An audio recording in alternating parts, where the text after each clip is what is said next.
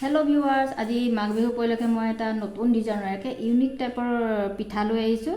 এই পিঠাটো এটা বেংগলী ৰেচিপিৰ পৰা মই পোৱা পিঠাটো চব দেখিবলৈ ইমান ধুনীয়া নহয়, খাবলৈও বহুত টেষ্টি হয়। এইটো পিঠা দেখাত বহুত সুন্দৰ, খাবলৈও বহুত টেষ্ট হয়।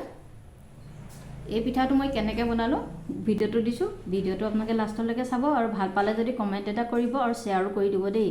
আৰু সকলোলৈকে মাঘ বিহুৰ শুভেচ্ছা থাকিলে। প্ৰথমতে লৈছোঁ মই গুড় আধা কাপ। যদি মিঠা বেছি দি দিব, মই আধা কাপেই ইউজ কৰিছোঁ। তাৰপিছত মই দিছোঁ নাৰিকল 1 বাটি আৰু সেইটো বাতিৰ সমানেই মই দিছোঁ চাউল গুড়ি 1 বাটি তাত। আৰু সেইখিনি ভাল ধৰণে মিক্স কৰি ল'ব প্ৰথমতে। তাৰপিছত আপোনালোকে অলপকৈ তাত গাখীৰ এড কৰি থাকিব। গাখীৰৰ পৰিমাণটো কোনো হিচাপ নাই, আপোনালোকে যেতিয়ালৈকে এটা মানে কি অলপ ঢিলা এটা পেষ্ট হ'ব লাগে। এইখিনি আপোনালোকে ভালদৰে হাতেৰে মিলাই ল'ব। তাৰপিছত এইখিনি গেছটো জ্বলাই দি অলপ দেৰি এইখিনি ভাজিব আপোনালোকে, আৰু মাজে মাজে অলপ গাখীৰ দি থাকিব লাগিব।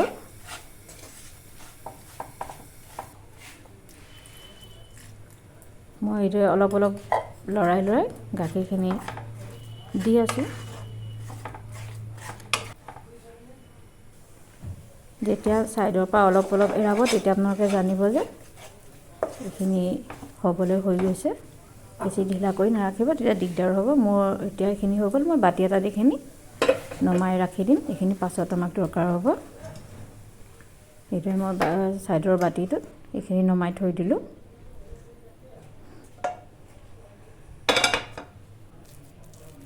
এইখিনি এতিয়া চব হালোৱা টাইপে হৈছে, কিন্তু খাবলৈ এইখিনি বহুত, আৰু আপোনালোকে ইয়াত অকণমান গাখীৰ সৰো দিব পাৰে। তাৰপিছত আমি যিটো লিকুইড পেষ্ট বনাব লাগিব পিঠাটোৰ কাৰণে, তাত মই ল'লোঁ 1 কাপ ময়দা, 1 কাপ চাউলৰ গুড়ি আৰু অকণমান নিমখ। তাৰপিছত তাত এটা আপোনালোকে কণী দি দিব।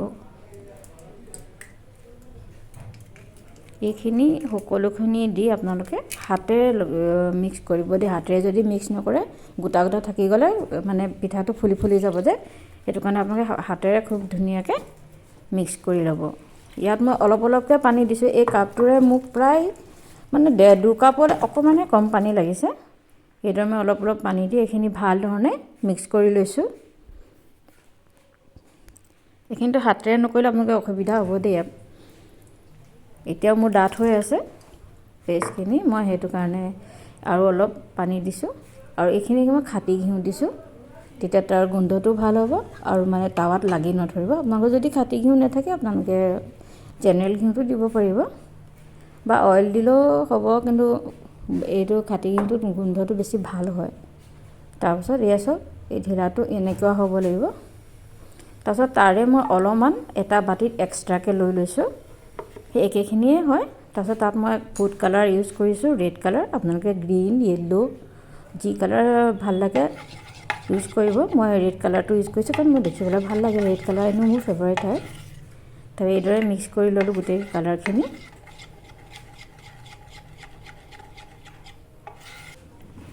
তাৰপিছত এটা মই চচৰ আছিলে বটল, তাতে মই কালাৰখিনি ভৰাই লৈছোঁ, দিবলৈ অসুবিধা নহয় তেতিয়া।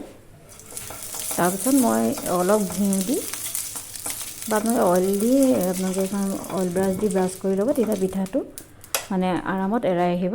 তাৰপিছত এই যে মই ৰঙা কালাৰটো দিছিলোঁ, এইদৰে গোল কৰি দি দিছোঁ। আপোনালোকে বেলেগকৈ ডিজাইন দিওঁ বুলিলেও দিব পাৰিব, জিগজাগ ডিজাইন। মই এইটোৱে ভাল লাগিলে মোৰ।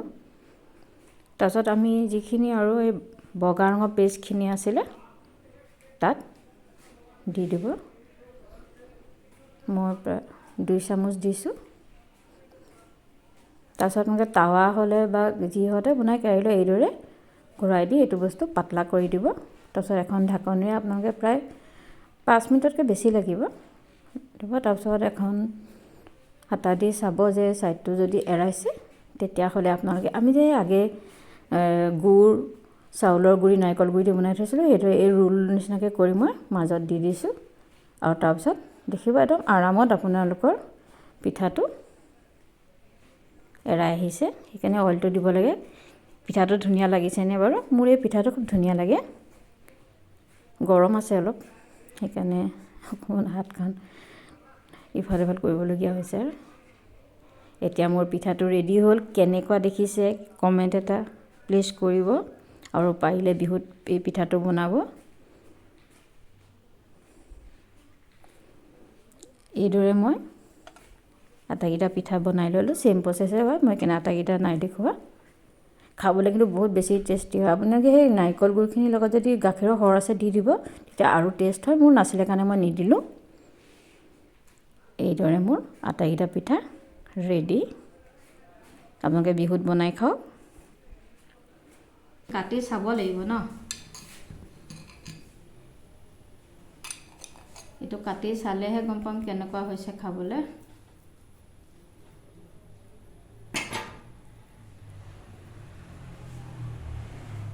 এয়া চাওক,